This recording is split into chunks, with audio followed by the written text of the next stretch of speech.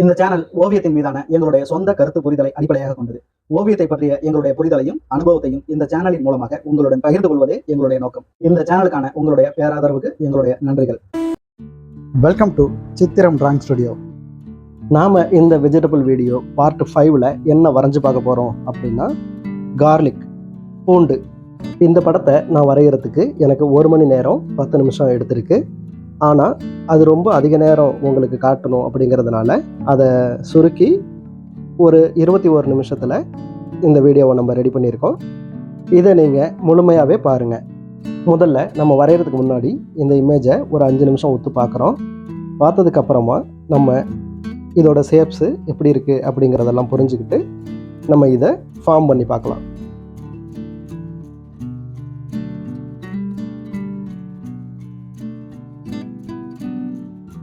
இந்த ஃபார்ம் பண்ணுறது அப்படிங்கிறது நம்ம வரைகிற பொருள் என்ன ஷேப்ஸில் இருக்குது, எந்த டைரக்ஷனில் இருக்குது அப்படிங்கிறதுக்கு ஒரு அனுமானத்தின் அடிப்படையில் போடப்படுறது தான் இந்த ஃபார்ம் பண்ணுறது.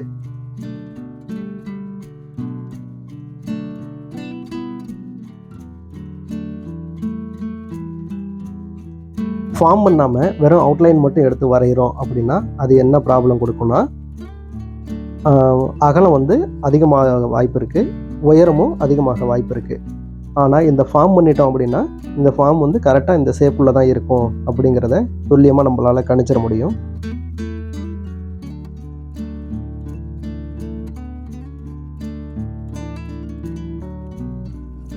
இப்போ இதுக்கான வால்யூமை நம்ம வரைஞ்சிக்கலாம்.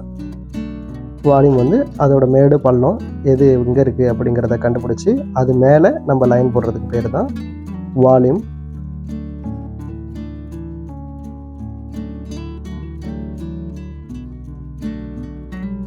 இப்போ நம்ம ஃபார்ம் பண்ணி முடிச்சிட்டோம். இப்போ ஃபார்ம் பண்ணதுக்கப்புறம் நம்மளுக்கு தேவையான அவுட்லைனை மட்டும் நம்ம சரியான லைனை எடுத்துக்கலாம். இப்போது எனக்கு தேவையான லைனை மட்டும் கொஞ்சம் டார்க்காக வரைஞ்சிக்கிறேன்.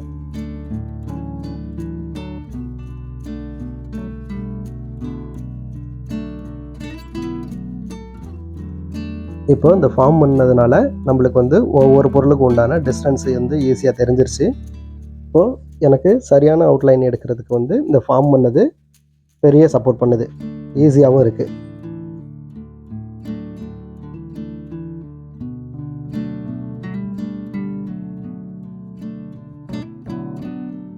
இப்போ நம்ம இந்த ஃபார்ம் பண்ண லைன்லேருந்து நம்மளுக்கு தேவையான லைனை சரியாக நம்ம வரைஞ்சிக்கலாம். உள்ளுக்குள்ளே உள்ள பார்ட்டெல்லாம் எவ்வளோ டிஸ்டன்ஸில் இருக்குங்கிறது கூட நம்மளுக்கு ஈஸியாகவே தெரிஞ்சிருச்சு. அதனால் சரியான அவுட்லைனை இதிலேருந்து நம்ம எடுத்துக்க முடியுது.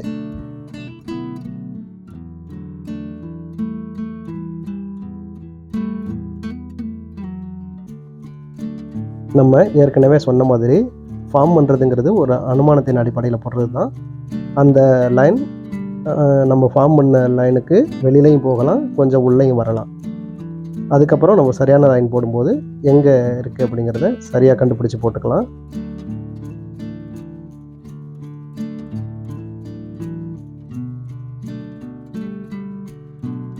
இப்போது நம்மளுக்கு தேவையான சரியான லைனை வரைஞ்சாச்சு.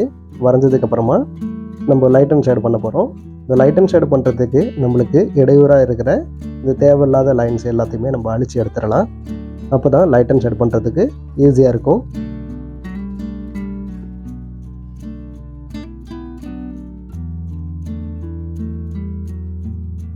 இப்போ நம்ம லைட் அண்ட் ஷேட் பண்ணிக்கலாம். லைட் அண்ட் ஷேட் பண்ணுறதுக்கு முன்னாடி லைட் எங்கெங்கெல்லாம் இருக்குது அப்படிங்கிற இடத்தெல்லாம் நம்ம ஏரியாவை மார்க் பண்ணிக்கலாம்.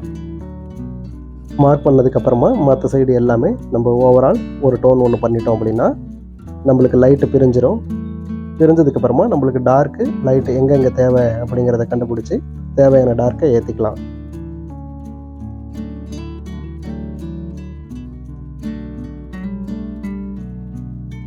இப்போ நம்ம ஃபஸ்ட்டு டோன் தான் பண்ணுறோம். இந்த ஃபஸ்ட்டு டோன் பண்ணுற போதே நம்ம கரெக்டாக இந்த பொருளோட வால்யூம்லேயே பண்ணுறதுனால நம்மளுக்கு அதுவே அந்த பொருளாகவே நம்மளுக்கு ஈஸியாகவே தெரியுது ஃபஸ்ட்டு டோன்லேயே. அதுக்கப்புறம் நம்மளுக்கு எங்கெங்கே டார்க்கு தேவைங்கிறத கொஞ்சம் கொஞ்சமாகவே ஏற்றிக்கிட்டு போகலாம்.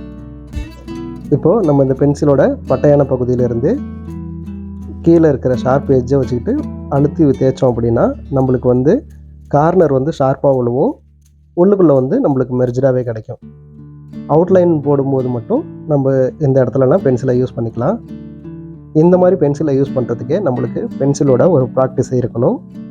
படம் வரைகிறப்ப மட்டுமே யூஸ் பண்ணாமல் நம்ம சும்மா இருக்கும்போது பென்சிலை புரிஞ்சுக்கிறதுக்கு நம்ம ப்ராக்டிஸ் பண்ணிக்கிட்டே தான் இருக்கணும்.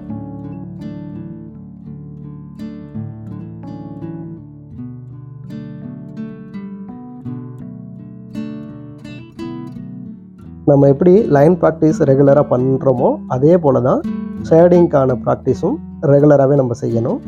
திடீர்னு ஒரு பொருளை ஷேடு பண்ணணும் அப்படின்னா நம்மளுக்கு எப்படி பென்சிலை ஹேண்டில் பண்ணுறது அப்படிங்கிறதுல குழப்பம் வந்துடும். அதனால் நம்ம ரெகுலர் ப்ராக்டிஸில் இருந்தோம் அப்படின்னா ஈஸியாகவே நம்மளால் ஷேடு பண்ணி முடிக்க முடியும். குறுகிய நேரத்துலையும் நம்மளால் ஷேடு பண்ணிட முடியும்.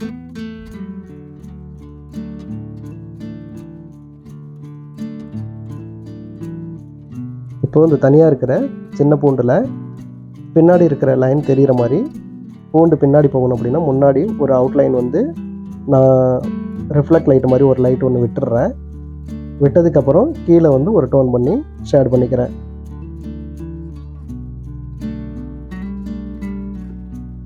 இப்போது இந்த பகுதியில் நம்ம ஷேடிங் பண்ணும்போது இதே போல் பென்சிலை பட்டையான பகுதியில் வச்சுக்கிட்டு கீழே இருக்கிற பகுதியில் அழுத்தணும் அப்படின்னா கீழே இருக்கிற கார்னர்லேருந்து நம்மளுக்கு ஷார்ப் லைன் கிடைக்கும்.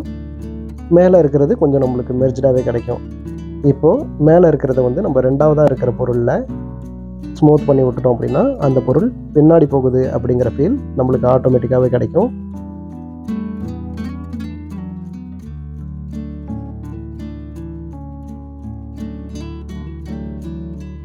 நாம் எப்போவுமே முன்னாடி இருக்கிற பொருள், பின்னாடி இருக்கிற பொருள், அதுக்கு பின்னாடி இருக்கிற பொருள் அப்படிங்கிற டிஃப்ரெண்ட் நம்ம காட்டணும் அப்படின்னா நம்மளுக்கு முன்னாடி இருக்கிற பொருளை விட்டுட்டு அதுக்கு பின்னாடி இருக்கிற பொருளில் நம்ம டார்க் ஷேடோ பண்ணிட்டோம் அப்படின்னா முன்னாடி இருக்கிற பொருள் ப்ரொஜெக்ட் ஆகி முன்னாடியே வந்துடும்.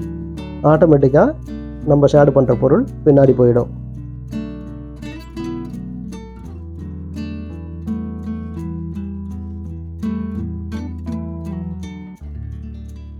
இப்போது இந்த பூண்டில் நம்மளுக்கு ஒயிட்டும் ஜாஸ்தியாகவே இருக்குது. அதே அளவுக்கு கொஞ்சம் கொஞ்சம் ஏரியாவில் நம்மளுக்கு டார்க்கும் இருக்குது. இப்போ நம்ம அட்டன் பண்ணுற பகுதியில் நம்மளுக்கு டார்க் ஜாஸ்தியாக இருக்குது. அந்த டார்க்கு தேவையான அளவை பார்த்து நீங்கள் கரெக்டாக வச்சுருங்க.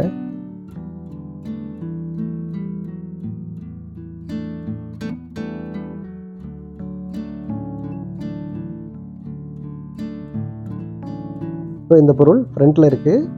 அதுவும் இல்லாமல் ரொம்ப ஒயிட்டாகவே இருக்குது. லைட்டாக தான் இதுக்கான ஷேடோ இருக்குது. இந்த எல்லோ ஷேடு தெரிகிற பகுதியெல்லாம் நம்மளுக்கு லைட் டோன் ஒன்று ஏற்றிக்கலாம். மற்றபடி இருக்கிற லைட்லாம் நம்ம பேப்பர் ஒயிட்டாகவே விட்டுறலாம்.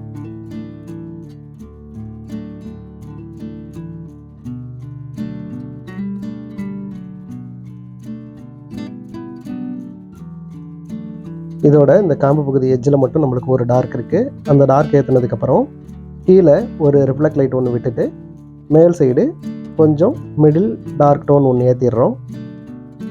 ஸ்மூத்தாகவே ஏற்றிக்கலாம்.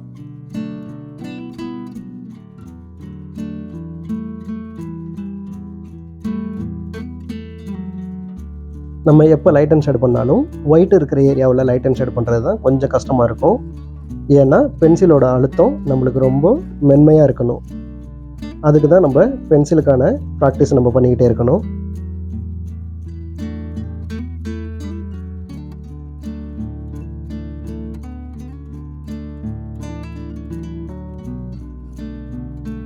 இந்த பகுதியில் ஒவ்வொரு பார்ட்டுக்குமான ஒரு டார்க்கை ஒன்று நம்ம ஏற்றி விட்டுட்டு மேலே தெரிகிற மாதிரி நம்ம அந்த டார்க்கை கொஞ்சம் கொஞ்சமாக கரைச்சி ஸ்மூத் பண்ணிக்கிட்டு ஒயிட்டில் வந்து முடிக்கலாம்.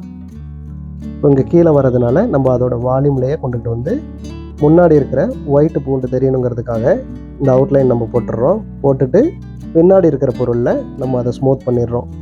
அப்போ நம்மளுக்கு ஆட்டோமேட்டிக்காக இந்த முன்னாடி இருக்கிற வெள்ளை பூண்டு வந்து ஃப்ரண்ட்டில் எம்போஸ் ஆகிடுது. இதுதான் முன்னாடி இருக்குது அப்படிங்கிற ஃபீல் நம்மளுக்கு தெரிஞ்சிடும்.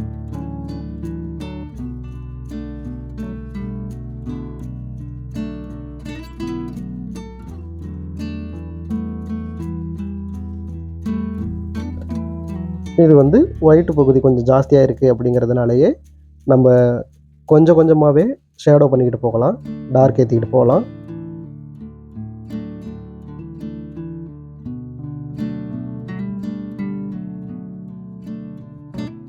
இந்த டார்க்காக இருக்கிற பகுதி வந்து பள்ளமான பகுதி.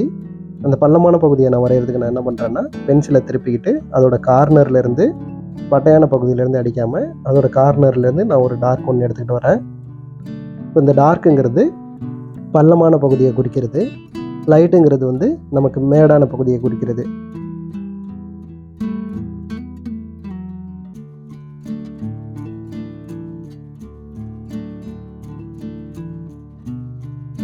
இப்போ இந்த பகுதியில் நம்ம கையாளும் போது கொஞ்சம் பார்த்து கையாளலாம். ஏன்னா ஒயிட்டு ஜாஸ்தியாகவே இருக்கிற பகுதி. அந்த ஒயிட்லேருந்து நம்ம ஸ்மூத்தாக டார்க்குக்கு கரைச்சிக்கிட்டு வரணும். அதனால் அந்த ஏரியாவை மட்டும் நம்ம கொஞ்சம் பொறுமையாகவே கையாளலாம்.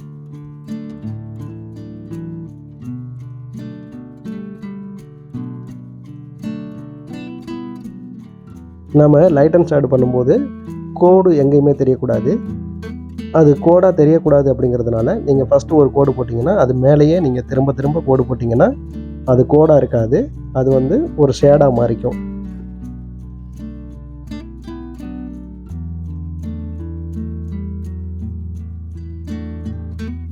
இப்போ இந்த பகுதி கொஞ்சம் மேட்டு பகுதி, இந்த பூண்டு பல்லோட மேட்டு பகுதி இது. இதில் வந்து நம்மளுக்கு லைட்டும் இருக்குது, அதே அளவுக்கான மீடியமான ஒரு டார்க்கும் இருக்குது.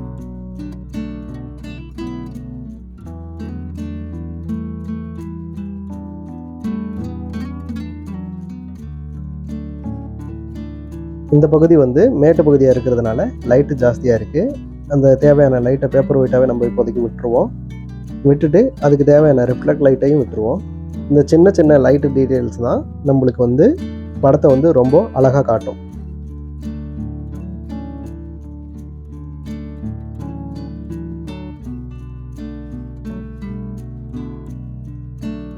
லைட்டுங்கிறதுனாலே நம்ம கொஞ்சமாக தேவையான இடத்துக்கு ஏற்ற மாதிரி நம்ம டார்க் கொஞ்சம் ஏற்றிக்கிட்டே போகலாம்.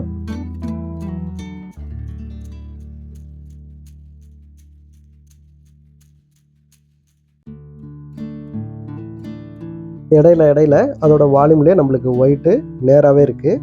அந்த ஒயிட்டை நம்ம இப்போதைக்கு பேப்பர் ஒயிட்டாக விட்டுட்டு போயிட்டே இருக்கலாம். அதோட வால்யூம்லேயே நம்ம ஷேடு பண்ணுறதுனால நம்மளுக்கு அந்த பூண்டோட ஃபீலும் நம்மளுக்கு கிடச்சிருது.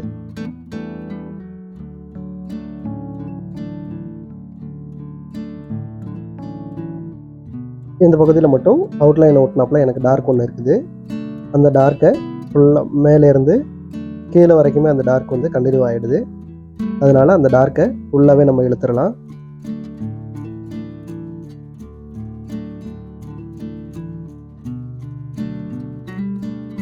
இந்த பள்ளத்தை ஒட்டினாப்பில் ஒரு டார்க்கும் வருது, அதை ஒட்டினாப்லேயே ஒரு ஒயிட்டும் வரதுனால நம்ம அந்த ஒயிட்டை பேப்பர் ஒயிட்டுக்கு மார்க் பண்ணி விட்டுட்டு மற்ற சைடு ஸ்மூத் பண்ணி மெர்ஜ் பண்ணிடலாம்.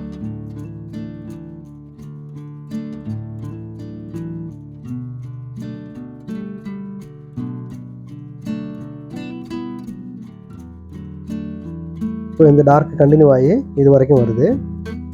ஸோ இந்த மேலேருந்து நம்மளுக்கு வந்து அதோட வால்யூம்லேயே லைட்டை விட்டுட்டு ஒவ்வொரு டோன் ஒரு மிடில் டார்க் மட்டும் ஏற்றிக்கிட்டே வரலாம்.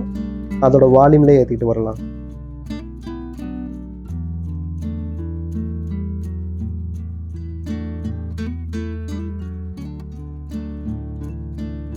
இது மேல் பகுதி மேடுங்கிறதுனால நம்மளுக்கு ஒயிட்டு ஜாஸ்தியாகவே இருக்குது. இந்த பகுதியிலலாம் நம்மளுக்கு கீழே அடி பகுதிங்கிறதுனாலே பள்ளம், அதனாலே நம்மளுக்கு இந்த இடத்துல டார்க்காக இருக்குது.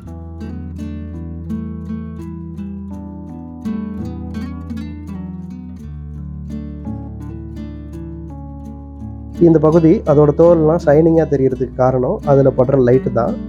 அந்த லைட்டையும் ஒட்டி அதை ஒட்டினாப்லேயே நம்மளுக்கு டார்க்கும் மாறி வரதுனால நம்மளுக்கு அந்த தோல் ஷைனிங்காகவே தெரியுது.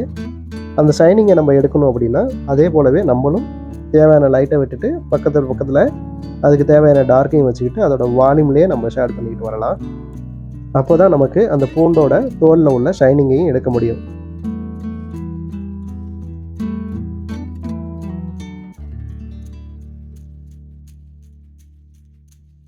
இப்போ ஃபஸ்ட்டு நம்ம ஷேடு மட்டுமே பண்ணியிருந்தோம். இப்போது டீட்டெயில் தேவை அப்படின்னா பென்சிலை திருப்பிட்டு எனக்கு தேவையான இடத்துல மைல்டான டீட்டெயிலுக்கான லைன் மட்டும் போட்டால் போதும், அது எனக்கு ஃபுல் டீட்டெயிலாகவே மாறிடும். இப்போது இந்த பூண்டோட அடிப்பகுதி காம்பு பகுதி இதுக்கு தேவையான ஷேடிங்கை மட்டும் நம்ம வச்சுருவோம். டீட்டெயில் வந்து ஷேடிங் பண்ணி முடித்ததுக்கப்புறம் டீட்டெயில் எங்கெங்கே எப்படி தெரியுதோ அதுக்கேற்ற மாதிரி நம்ம லைன்ஸ் மட்டும் போட்டு விட்டால் போதும், அது வந்து நமக்கு டீட்டெயிலாக மாறிக்கும்.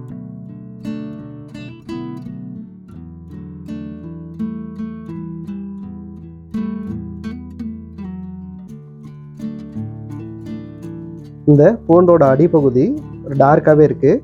அதோட ஷேடோவும் கீழே இருக்கிறதுனால நம்மளுக்கு அந்த ஏரியாவே கொஞ்சம் டார்க் பகுதியாக தான் இருக்குது. அதனால் அதுக்கு தேவையான டார்க்கை நம்ம விட்டுட்டு அங்கே தேவையான ரெஃப்ளெக்ட் லைட்டையும் நம்ம விட்டுடலாம். விட்டதுக்கப்புறமா அந்த ஷேடோவில் நம்ம டீட்டெயில் பண்ணிக்கலாம்.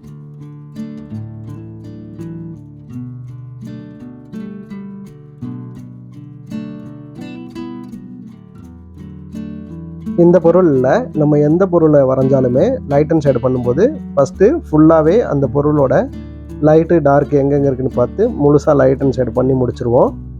லைட் அண்ட் ஷேடு பண்ணி முடிச்சதுக்கப்புறம் தான் நம்ம டீட்டெயிலுக்குள்ளேயே கையை வைப்போம். அப்படி இல்லை, ஆரம்பத்துலேயே நம்ம டீட்டெயிலும் சேர்த்து பண்ணிக்கிட்டே போகிறோம் அப்படின்னா நம்மளுக்கு டார்க் தேவைன்னு ஏற்றும் போது டீட்டெயில் வந்து மறைஞ்சு போயிடும். அப்போது நம்ம சும்மா டீட்டெயில் பண்ணுற மாதிரி ஆகிடும். அதனால் எப்போதுமே நம்ம லைட் அண்ட் ஷேடை ஃபஸ்ட்டு முடிச்சுக்குவோம். முடிச்சதுக்கப்புறமா அதுக்கு மேலே நம்ம இந்த மாதிரியான டீட்டெயில் கொஞ்சம் அதுக்கு ஏற்ற மாதிரி லைன்ஸ் மட்டும் போட்டால் போதும். அது வந்து டீட்டெயிலாகவே மாறிக்கும்.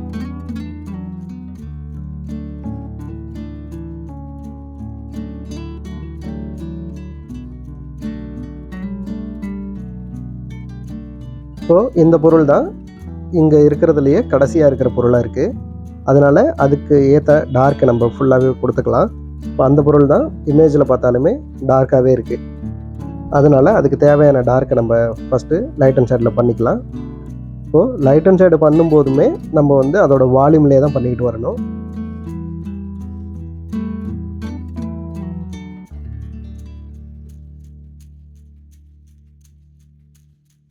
இந்த பொருளில் எங்கேயுமே எனக்கு பெருசாக பேப்பர் ஒயிட் கிடையாது, ஹெவி லைட்டு கிடையாது. அதனால் எல்லாமே ஒரு கிரே டோன்லேருந்து ஆரம்பித்து டார்க் டோன் வரைக்கும் இருக்குது.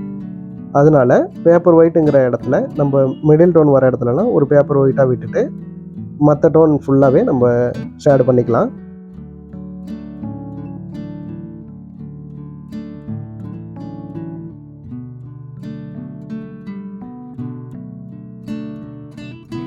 இப்போது நம்ம பண்ணுறதும் அதுக்கான டீட்டெயில் இல்லை, அதுக்கான டார்க்குக்கான ஷேடோ மட்டும் தான் பண்ணுறோம்.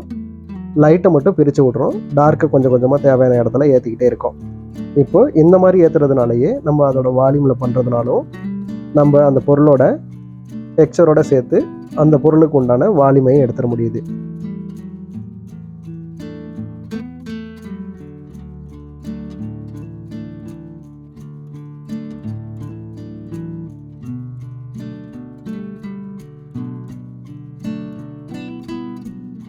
இந்த ஏரியாவில் நம்மளுக்கு வந்து லைட் இருக்குது.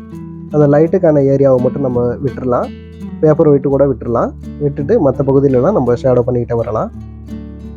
இப்போது இந்த பகுதியில் வந்து நம்மளுக்கு லைட்டு ஜாஸ்தியாக இருக்குது. அதனால் அதை கண்ட்ரோல் பண்ணுறதுக்கு ஃபுல்லாகவே ஒரு டோன் வச்சு நம்ம ஷேடு பண்ணிக்கலாம். இப்போது டார்க்கு கொஞ்சம் ஏற்றிக்கலாம். இந்த பகுதியில் தெரிகிற இந்த பென்சிலோட பட்டையான பகுதியிலேருந்து திருப்பிக்கிட்டு அதோட கார்னரில் அந்த ஷார்ப்பை வச்சு நம்ம பண்ணிக்கிட்டு இருந்தோம் அப்படின்னா நமக்கான டீட்டெயிலுக்கு ஆட் ஆகிட்டே இருக்கும். இது கூட நம்ம ஷேடு பண்ணி முடிச்சதுக்கப்புறம் தான் இந்த டீட்டெயிலுங்கிற பகுதிக்கே நம்ம வரோம்.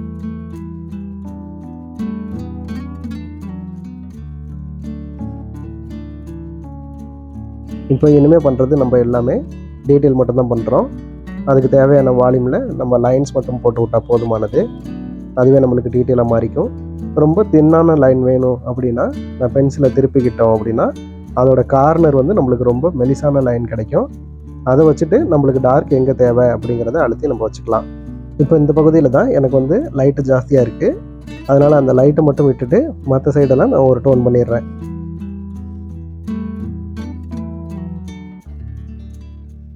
இந்த இடத்துல கொடுக்குற டார்க்கு தான் இந்த பொருளை எம்போஸ் பண்ணி முன்னாடி தள்ளுது. ஸோ இந்த பொருளில் வந்து நம்ம மேலே ரிஃப்ளெக்ட் லைட்டுக்குன்னு ஒரு லைட்டை ஒன்று விட்டுட்டு மற்ற சைடு தேவையான டீட்டெயிலுக்கு ஏற்ற மாதிரி நான் ஒரு லைன்ஸ் போட்டுக்கிட்டே வரேன்.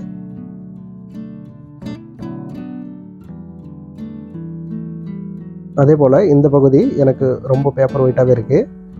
அந்த பேப்பர் ஒயிட்டை மட்டும் விட்டுட்டு மற்ற சைடு மைல்டாக நான் ஒரு டோன் ஏற்றிக்கிறேன்.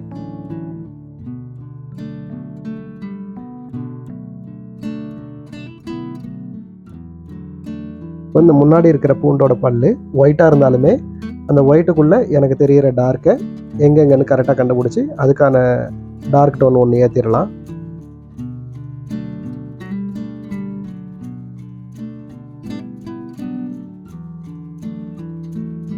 நம்ம ஏற்கனவே உள்ள வீடியோக்களில் சொன்ன மாதிரி லைட்டில் உள்ள டார்க்கையும் நம்ம கண்டுபிடிக்க தெரியணும், டார்க்கில் உள்ள லைட்டையும் நம்ம கண்டுபிடிச்சி கரெக்டாக மேட்ச் பண்ணி வைக்க தெரியணும்.